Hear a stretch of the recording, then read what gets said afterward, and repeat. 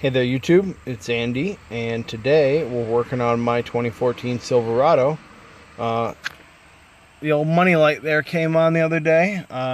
Nothing out of the, nothing was going on. I just happened to be driving along, boom, light comes on. I used my Bluetooth phone scanner to check it out, and it gave me a code of the same code here, the P018B. Came back as a fuel pressure sensor performance. So, don't get me wrong, I don't troubleshoot, I don't work on cars professionally or anything, just using the tools I got at hand to try to work on this. I didn't see any videos on it, and but I'm going to go through this. Like always, it's a one-shot video, so hopefully when I pause this and come back to it, you guys can follow along, and hopefully, because I don't know what's going to happen, by the end of this video, we'll fix the problem. So, let me dive in here. I'm going to go back. I've already tried clearing the code. It comes back automatically. Let's go back here. Yes, I want to exit. OBD2.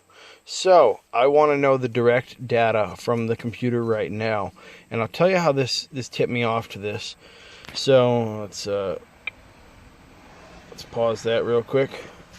So, when I pulled the information on the actual codes, this fuel pressure sensor performance, it gives a couple of key points that are...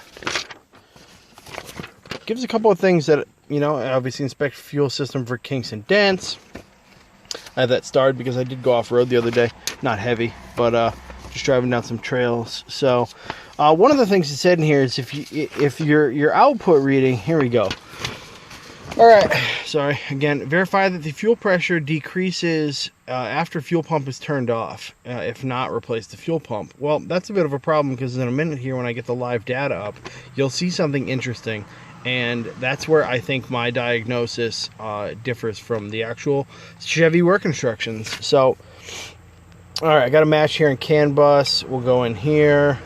Hopefully, I got this launch scanner. I'll tell you what, it was worth all the money I paid for it. I already fixed my wife's car, and with it, and it's been super helpful. So we'll do read fault code here. It's the same one, P018B. We'll drag the back button over here. Let's go back. Read live data. So, we'll thumb through the options here. So, long story short, I'm suspect of, let's see, again, let me bring this up. Circuit system description. The fuel pressure sensor is located in the fuel pipe. So at first I thought that was the fuel rail. It's not, it's the fuel pipe. The fuel pressure sensor monitors the fuel pressure in the fuel feed pipe, which is important because I'll show you that in a couple of minutes. There is right under the driver's side the driver's side frame rail, there's a sensor right in the fuel line. So hopefully I'll show you about that in a minute. So let's thumb through here. All right, fuel rail pressure gauge, fuel pressure, and we'll do A and B. So we select those, and it's going to graph it for us. So what do we got here? We got variable pressures, and come on, focus, you piece of shit. Anyway, all right. So we're going to start the truck now. Now, it's not focusing at all. It's unfortunate. There we go. It does move a little, which is very interesting.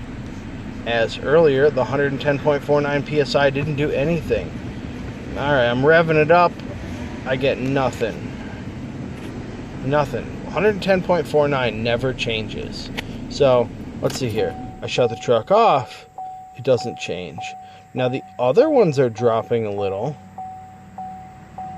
But the fuel rail pressure gauge doesn't change. Start it up again. It didn't change at all. So, oh, it jumped a little. Okay. So earlier, long story short, earlier when I was looking at this number here, the fuel pressure gauge, it didn't move at all. Now, in the manual, it specifies that if there's not a 4 PSI difference in the first 5 seconds, that the system flags the sensor because it thinks it's not doing well. So I did pick up another sensor. Here it is. Little 3-pin probably a pipe fitting on it. This goes on the frame rail. So again, interestingly enough, I mean, I'm revving the car up a little. Nothing changes. So because that did vary earlier, I'm gonna go back. Again, I apologize if I'm dragging this out. If you're really looking for the stuff, I'm literally doing this in real time. I didn't plan this. I'm just doing it as we go here. So same fault code, go back, clear fault code, yes. So check engine light is off. 1 1000, 2 1000, 3 1000, 4 1000, 5 1000, 6, 7, 8, 9, 10. Interesting. I'll tell you that's interesting because when I did this in my parking lot at work earlier, it failed.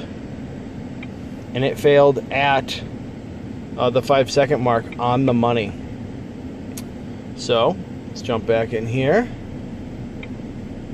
Alright, read fault code. No, I want read live data again. Live data. It's going to make me check them off again. I want fuel pressure, rail A and B. I really only give a shit about the fuel rail gauge. Oh, light is back on. Alright, so I'm still suspect of this. So you're telling me that this pump is holding to the 100th decimal place PSI? I doubt it. Look at how these other ones are jumping around. I mean, I'm sitting here not changing a thing. We're jumping 50, 60 PSI on everything. So let me pause the video, jump under the truck. All right, here we are under the truck. I am under the driver's side frame rail. Just on the other side of this box, which is, I don't even know. Don't know what that is. We'll figure that one out later. But right here is the fuel sensor. Looks, thankfully, kind of like this one. So I deduced that this is the sensor because if you unplug it, you push the little button up top there and unplug it. Okay, 3-pin, just like my other one. And when I unplug this, that reading we were looking at, the 110.49 or 110.406, it drops out completely. Goes to 0 or goes to NA. So, yeah, obviously that one's connected to it. So if this held, so my thought was, if this held that number after being disconnected, it might be a, shorted wire or, a bad connection or something. But it was odd that when it was disconnected, it dropped out, meaning it was getting a proper high and low signal. But this is throwing something weird. So the sensor was $50, $60 at Napa. I think it was $60 originally with a 20% off coupon this weekend. So I'm not going to hold my cell phone while I struggle to take this off. So you'll see me in just a minute. I apologize. New plan. I plugged the other one in. Let's go read the data. All right, I'm back up in the truck. I just fired it up again, and we are now reading 0 PSI, which is good, I'm assuming, because when it's unplugged, it comes up as an error or NA, and with the new pressure switch installed, it comes up as 0, which I would expect it's just hanging out in the atmosphere. All right, let me go grab some wrenches and throw that in there, and we'll see what happens.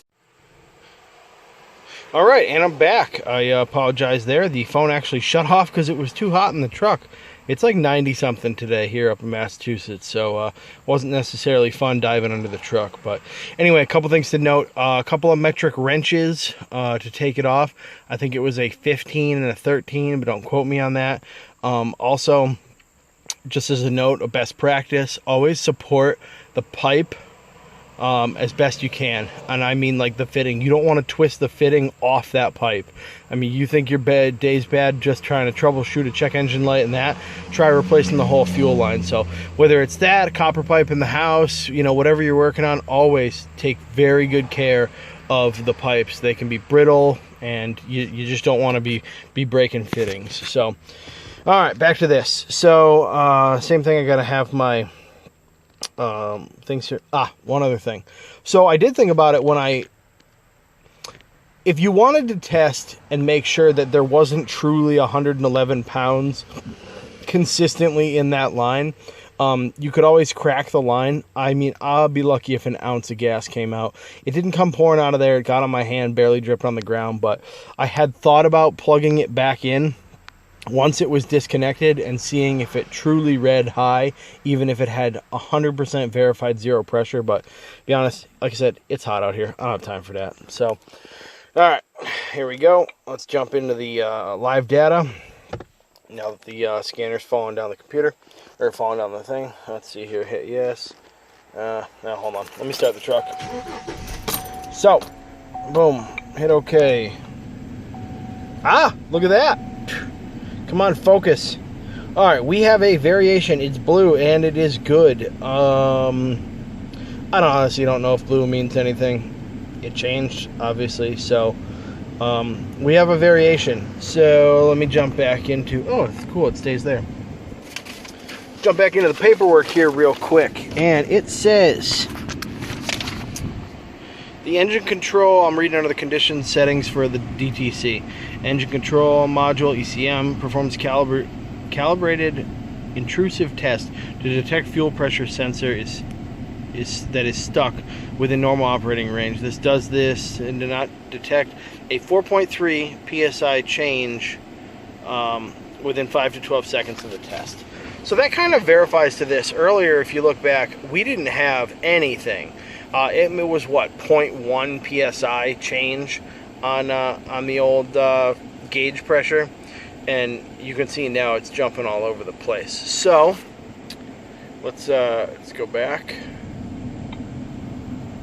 I think I clicked on the fuel pressure. Back one more. Clear fault code, yes. Did it go off? Yes.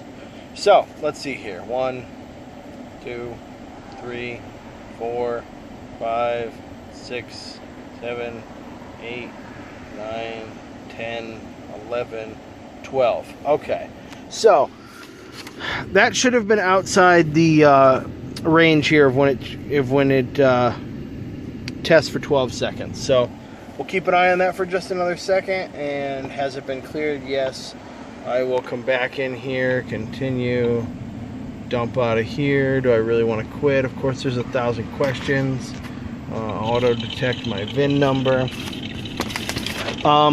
This printout is just from one of these like fly-by-night eBay online download the service manual places. It has some good information, but I'll tell you, it's hard to navigate. So, you know, I loved the old books. You used to be able to go buy an old service manual. They were 4 books that were like 3 inches thick.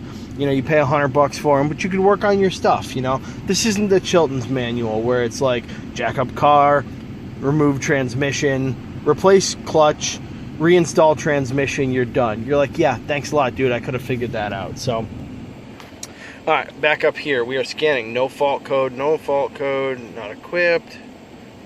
1 fault code in the brake control. Cool. That wasn't there a couple minutes ago. We'll see what that is. I'm gonna say it's like a variation in control module. Control module with communication bus A off. So let's go back. We'll clear this one. I've had this pop up in the past, and I don't get any lights from it, but yeah. We'll jump into the report. Normal, normal, normal, normal. So I'll tell you what, I'm pretty happy it's there. If you end up with a P018 code for your 2014 Silverado in the 4.3 liter, definitely check out that sensor. Thanks. Have a good day.